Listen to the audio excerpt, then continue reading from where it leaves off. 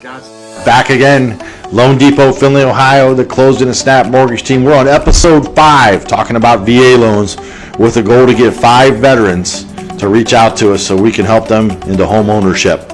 Today we are going to tackle, and if you remember last week, we talked about seller paid closing costs, and I promised today I would explain seller concessions, something totally different with a VA loan.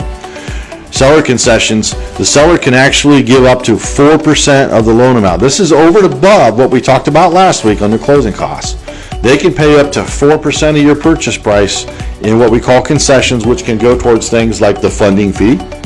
It can go towards things like appliances, what we'll call gifts. Okay, so TVs, appliances, you can put that into the contract.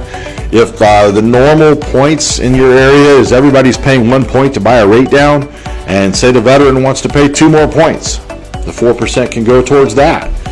Let's say that there's a judgment on credit, or maybe there's a debt on credit, a loan, a car loan that has a little bit of a balance left that needs to be paid off to qualify for the residual income.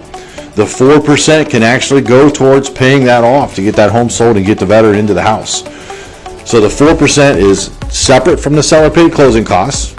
It can go towards paying the funding fee. It can go towards appliances, gifts, washers, dryers, refrigerators, extra points, paying off debt or judgments they have. It's another great tool to help the veteran into the house. We're going to wrap up our series next week with episode 6. Tune in. And all the prior episodes are still online. Share them with your friends. Let's get 5 veterans in there. Hit us in the DMs. Share this with everybody you know. We'll see you next week.